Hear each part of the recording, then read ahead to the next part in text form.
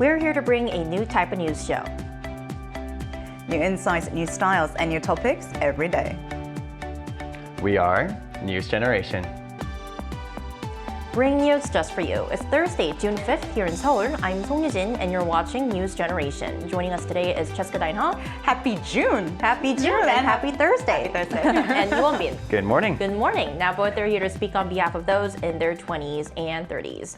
So we're going to move on to our main discussion of the day right away. Take a look at the screen to find out more on today's topic. After months of political uncertainty following former President Yoon Suk-yeol's surprise declaration of martial law last December, South Korea has officially elected a new president who will lead the nation for the next 5 years. Today on News Generation, we're going to focus on what young people expect from the incoming administration. So we have been covering this news day and night over the past 2 days, I guess. We are going to talk about the results of the 21st presidential election today here on NewsGen. So starting off, I want to ask our panelists, did you vote in this election? And if you did, anything that stood out to you? Yeah, I most certainly did. And I went to my registered address, so it wasn't a pre-vote, it was on the day of. And it was actually very quiet and streamlined, which meant a lot of people had already pre-voted. And there were actually a lot of elderly and older people. So I felt quite a bit out of place trying to take a photo. But I took a quick snapshot of the banner left. I was in and out in less than 10 minutes. And I also saw a lot of minivans and trucks that were driving by to encourage voters to vote. It was very local friendly sighting. And I actually saw from my friends' social media, as you can see from the footage, that they take a lot of these, shots to show that they have been to voting, and they would upload it on social media, either on photo cards or on their hands. Right. So this is definitely becoming a trend, and I unfortunately didn't jump on that trend bandwagon just yet. Yeah. But maybe next time you could. I hopefully. Yeah. I was a bit self-conscious trying to take a snapshot of myself. Well, I also voted on the election day, which was Tuesday, June 3rd. And just like Cheska, there weren't a lot of people lined up. But from my colleagues who actually participated in early voting, they said that they waited for like half an hour to an hour almost. So I think that early voting was really big this year. Yeah. And I think that we recorded the second highest early voting rate since it was first introduced in 2014. So yeah, now to you, Won-bin. Did you vote on election day? Absolutely, I did vote as well. I voted on the election day, so June 3rd. And as a citizen who did all of his service as a Korean, including the military service, I voted and I uploaded a photo on my social media. Yes, I did hop on the trend. Yes, and I went to the voting station. Oh, there's the photo. There it is. It was in the morning, so I put the cap on, so with the stamp as well. You're very MZ, Won-bin. I'm trying to be. Yeah, I went there in the morning and the polling station was very accessible and close by, just about 5 minutes away by walk from my house. And I did have a pretty similar experience as Cheska. Not many people, which is very surprising for me, and came out in less than 5 minutes. And one thing to mention is that this vote will be quite memorable for me because as it is my first vote as a regular citizen. My last presidential vote was during my military service, and I have to say the Tuesday's experience was much more pleasant than I expected. Well, congratulations. Thank you. And another big part of election results is not only the result itself, but also how many people actually turned out to cast their ballots. So we're now going to talk about a bit more on that. So I want to ask you about the voter turnout, Cheska, and how that compares to the figures of previous presidential elections. Yeah, this is really interesting, and Won-bin will elaborate a bit more on the figures, but this election actually had the highest voting record ever, and one of the major contributing factors must be the fact that we've been through martial law declaration as well as the presidential impeachment that happened earlier this year, which I think sort of heightened the interest of political involvement. Now, this also indicates an increased rate of voting participation by those in their 20s and 30s, but there was something very interesting. So there was a gender divide among this particular age group when it came to voting records. So most women voted for the Democratic Party and the most men voted for the Conservative, and both both 20s and 30s and females and male, they had a more vested interest in the third-party candidate Lee Jun-seok. Right. So the voter turnout for this presidential election was the highest in almost 3 decades. So Wonbin, could you please give us the exact number, and also would you say that this turnout met initial expectations? Of course. So it definitely did meet the initial expectations because many expected voter turnout rate among young people to increase this year. And while the final numbers aren't out yet, there are strong indicators showing that the MZ turnout likely rose along with the overall national turnout. Now, if we look at the overall national turnout, we definitely had one of the elections with the highest voting rates, coming in at 79.4%. And this number broke the record in 28 years. And if we look into the past couple of elections, the voting rate was 77.1% in 2022 and 77.2% in 2017. Now, this might sound like a small difference, but a 2% point of difference means roughly 1 million additional vote counts. So it is hard to say that it's negligible. We did have a big increase in the voter turnout. All right, so we've taken a look at the overall voter turnout. We're now going to focus on the big result, which is who is the winner, the next leader of South Korea. So for our international viewers who are unfamiliar with who the new president is, we're going to tell you a bit more about President Lee Jae-myung. So why don't you start us off, Cheska? Absolutely. So now having won the 21st presidential election of South Korea, Lee Jae-myung is a member of the Democratic Party, 더불어민주당, here in South Korea. He ran for the 20th presidential election in the past as well, but had lost to his predecessor. Now, in this particular election, he won this election with a 49.42% voting rate, and he had previously served as mayor of Seongnam from 2010 and the governor of Gyeonggi province from 2018 to 2021.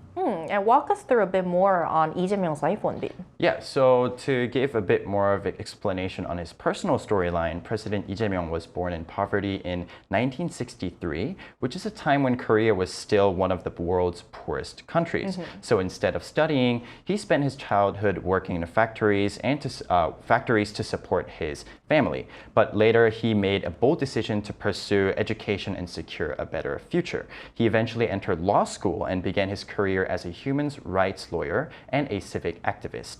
Now, with his party holding 171 seats in the National Assembly, his presidency is expected to come with one of the strongest powers in the recent Korean history. And you just saw the footage of President Lee Jae-myung's first day in office and his inauguration ceremony, and he gave a speech which really where he laid out his vision for the next 5 years. And I remember that in our pre-election episode, we introduced some of the major pledges made by the 3 leading candidates, especially in areas that mattered most to young people. So today we're going to shift our focus entirely to what the new president has in mind. So Cheska, what are some of the key pledges that were made by President Lee Jae-myung when he was a presidential candidate? Yes, so I obviously had a very vested interest in what he had to say for our generation in particular, and also single households. So one of the pledges made were plans to expand policies for single-person households and young adults, with a focus on developing integrated housing work platforms near workplaces and offering a tailored public housing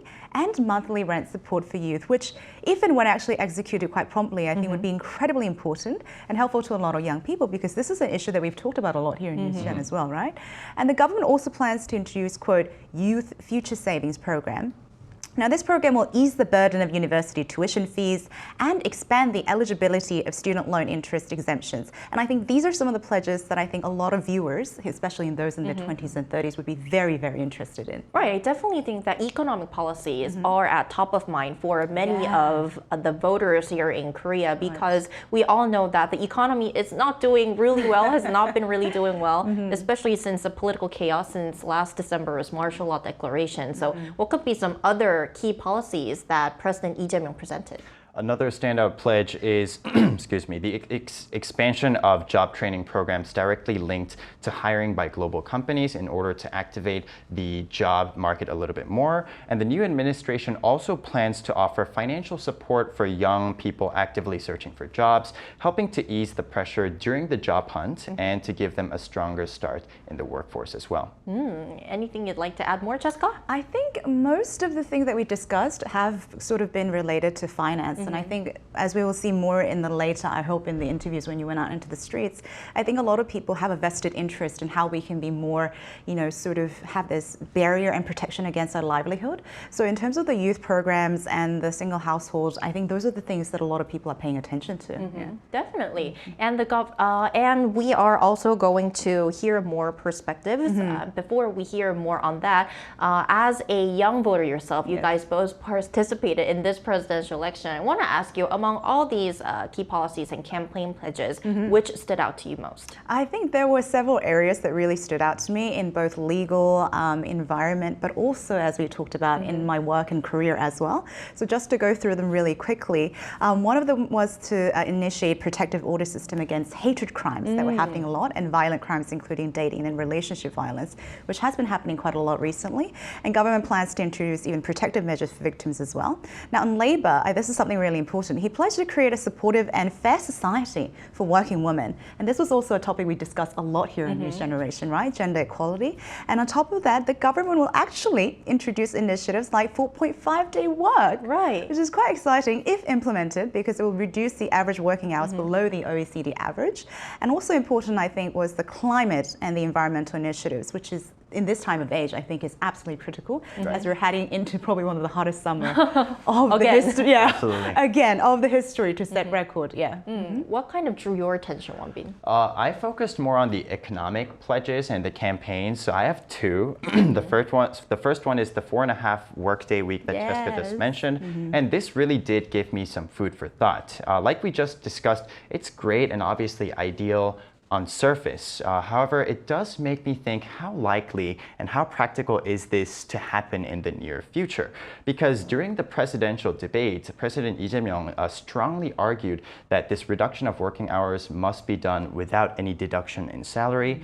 However, we didn't see any specific details or any roadmaps on how to do that at the moment. And there must be a lot of compromises from the employers and the companies. And I definitely look forward to seeing how the president will initiate this pledge. And now the second one is the AI investment pledge of investing 100 trillion won, or approximately 70 billion won, into the AI industry.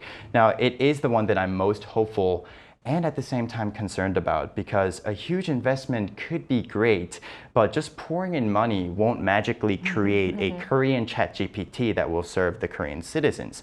We need a real vision, a solid technical fundamentals, and the right talents to make this actually happen. And at the moment, Korea doesn't have any standout AI companies like we see in the US or North America. So I'm really curious and optimistic about how the new president will initiate this plan and build a big, strong AI industry in Korea. The president indeed has a lot on his plate. He does. And a very ambitious vision. Yeah. Now, to hear more perspectives, Arirang News actually went out to meet young voters and hear what they want from the new administration. We'll be right back after this Vox Pop. 요새 쉬었음 청년들이 굉장히 사회 문제로 대두되고 있는데 그 부분에 대한 해결이 가장 먼저 이루어져야 될 거라고 생각합니다. 저는 일단 각자가 말하는 정책에 대해서 집중하고 그래도 5년이라는 길다면 길고 짧다면 짧은 시간 동안 본인이 말하는 거에 대해서 잘 지켜가는 정부가 되었으면 좋겠습니다. 기후와 관련해서는 조금 더 재생에너지나 뭐 이런 쪽에 조금 더 관심을 가지고 탈원전 정책에 조금 더 관심을 가지는 그런 정부가 되었으면 좋겠습니다. 대학 서열화를 끝내고 그리고 사교육 시장을 줄이는 방향으로 좀 더 평등한 교육 정책을 위해서 애써야 되지 않나 이런 생각을 갖고 있습니다. 누가 돼도 상관은 없지만 그 공약을 하셨더라면 하나라도 지켜주는 게 있었으면 좋겠어요. 아무래도 자영업 쪽에 있다 보니까 자영업자 쪽에 조금 더 신경을 써줬으면 좋을 것 같아요. 일단 기본적으로 주거 안정이 좀 제대로 이루어졌으면 하는 바람입니다. 없는 분들을 좀 생각해서 서로가 나눔의 실천을 했으면 좋겠어요. 아무래도 제가 이제 30대 초반이다 보니까 이제 결혼 이런 관련해서 정책들이 물론 지금도 잘 나오고 있는 것 같은데 아직도 청년들이 좀 결혼을 준비하는 데 있어서 어려움을 겪고 있기 때문에 결혼 문제에 있어서 좀 이제 정책 같은 것도 좀 더 많이 완화되고 대출 규제라든지 이런 것들 많이 좀 풀어졌으면 좋겠다라는 생각이 있습니다. Okay, you just came back after watching the Vox Pop. So building on what we just heard, what would you say are the top priorities that young Koreans want the new president to focus on? I mean, there were a lot, but what kind of really stood out to you? In a funny way, I was kind of mildly happy that there were some issues that they talked about that I mentioned in that what I was interested in, so climate, like labor and finance related. But I think all of it kind of sums up with much more trust in the government, because I think one of the interviewers said, I don't care who gets elected, I think what's important is the promises. Yeah, he keeps his promises. Yeah, the pledges, actually get done and executed, because that's what we're voting in the democratic society for. We want those promises made. And according to a survey conducted last year, it was said that less than 30% of the young people in their 20s and 30s said they had trust in the government. And quite sadly, the figure was even lower for the National Assembly that is supposed to be representing us. I think it was not even reaching 20% at the most. And it can be a combination of multiple factors and incidents, including the conflict and disharmony among the political parties, and also some problems that still remain very complex, such as housing issues, inflations, that directly affect the livelihood of the young generation. And having seen politicians prioritize their party dominance rather than actually tackling these issues and creating policies, I think a lot of youth have either lost faith or have been disappointed in the past. So I think the top priority among any pledges or any policy is that at least show the united front to move the country forward beyond partisan interest to serve the people, including all of us. And keeping your promises, right? Exactly, because they're all really great promises. Yeah. If executed promptly and properly. And we'll keep an eye on. Yeah, that's our civic duty. Yeah. What do you think, Wonbin? To give a bit more of a further explanation, like we've just seen in the interview, there are still many social issues that has to be resolved and addressed in Korea. For young people, honestly, the biggest concern is simply making a living. Korea right now, we're living in a low growth economy with fewer quality jobs, and that's making things especially tough for the younger generation who has less money and less assets. So naturally, job creation and economic revitalization are the top priorities and the top things that most young generations are asking for. Young Koreans also want a stronger welfare system that leaves no one behind, and they expect real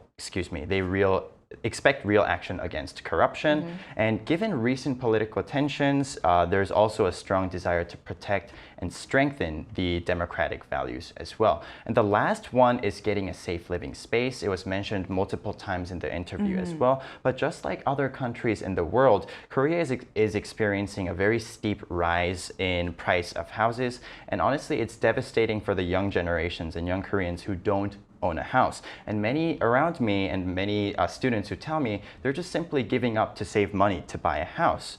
And since housing is directly linked to the basic human desires, many young generations are hoping for this problem to be alleviated as soon as possible. A lot of priorities. Yes. Maybe I'm asking too much here, but well, you can always ask for it. Well, president is no easy seat. Of that's course. for sure. I think it's one of the hardest jobs in the world. Most difficult job, I think, in the world, to be honest. And it takes a lot of not just responsibilities, but also a lot of expectations and needs of the people. So I do hope that there's a lot of blessing in the road for him to actually execute the pledges. Yeah. Absolutely. So we're now going to find out what our viewers think. We also asked our viewers the same question in a poll on our Arirang News YouTube channel. We asked them, what do you expect the most from your new president? And here are the results. 56% answered job creation and economic recovery, followed by crackdown on corruption, expanded social welfare, last but not least, strengthening democracy. All right, so we're gonna end our show today on a bright note, should I say, because the new administration is just getting started. It's day 2 of the new Lee Jae-myung administration. So what role do you think we, as both young people, the younger generation, and also voters of a democratic society could play in the next 5 years and more years to come? Yeah, that's a very great question. First of all, I was quite proud and happy to see the growing involvement and vested interest of our generation in political affairs. Yeah, we're seeing more political engagement. Right, and we even had the highest voting record in 28 years. I think that's quite remarkable. And that actually shows that we are moving more into the democratic society where people are making their voices heard. And even seeing actually candidates that represent youth and in many different issues, I think was quite interesting. And I know that sometimes it can get very difficult to be involved when our direct livelihoods are at stake, because sometimes political affairs seem far away when I'm just trying to make a living and pay my rent, including myself too. But sometimes I think it's really important to actually take time to research at least one or two issues that I, as a civic duty, to be interested in and make our voices heard, because they are there to represent us, right? So if we make our voices heard, more people will benefit from that. So I think that can be a starting point. Check and balance. What about you, Wonbin? Well, I have some things to say. Well, first of all, as a young voter and as someone who wasn't really interested in politics before this presidential election, I can confidently say that this election did teach me a great lesson. And I think I can kind of reflect or represent a lot of young generations because I've learned that it's important to know the potential candidates or the leaders and the key individuals in politics so you can make the right decision when you need to make it. Like having your own political stance and having debates with other people, that's all okay, it's good, but there's something important, and the fact is that there's a lot of fake news, there's a lot of false information, and even borderline propagandas about all parties and individuals made up by political extremists. And I think it is crucial for us to be able to judge which information is true or false. So in conclusion, do your due diligence and be a well-informed citizen who can make the right decision when it's the time for you to vote. Very important, very well said. And that's all we have for today, but Newsden will be back next Monday at 10:30 a.m. Korea time. We're taking tomorrow off as it's Memorial Day here in Korea. Special thanks to Cheska Dainha. Pleasure's always mine. Thank you. Thank you, and Lee Wonbin. Thank you for having me. Thank you, and to our viewers, thank you for tuning in, and we'll see you next Monday. We are News Generation.